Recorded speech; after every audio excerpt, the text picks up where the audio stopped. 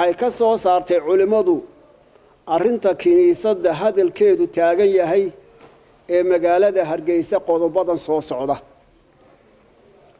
qodobka koowaad waxa shareeca ahaan reeban oo aan bannaanayn in dal islaama laga dhiso kiniisad iyo wixii la mida ee ay gaalo wadato islaamkana lid ku ah sida ay qabaan culimada islaamka oo ay shaaficiyiintu kow ka yihiin sida ku cad kitaabka minhaajka oo ay Soomaalidu aad u taqaan. laba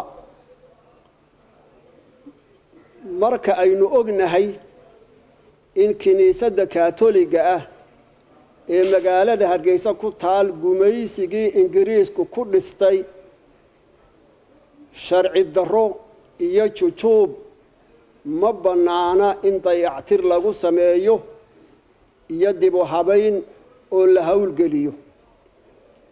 saddex waxa reeban in ummad muslim ah dhexdeeda lagu fidiyo ama lagu baahiyo diin aan islaam ahayn.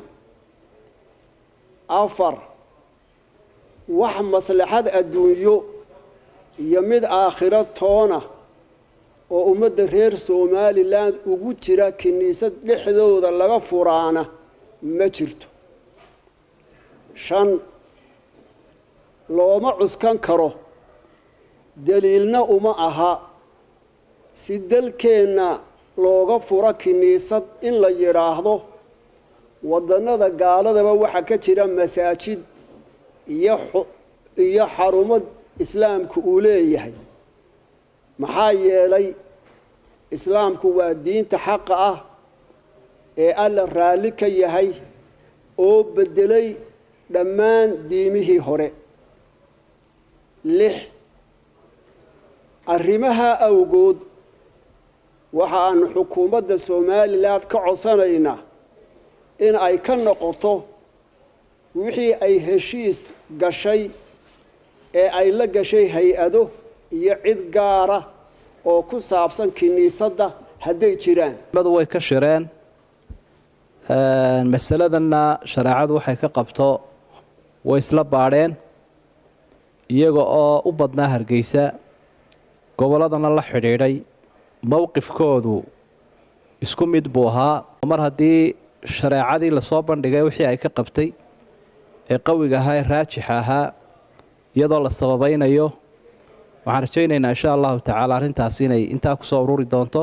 go-aanka culimada iyo sababaha loo cuskada sharciga ah sida uu Sheekh Ismaaciil noo akhriyay bay ku dhan tahay.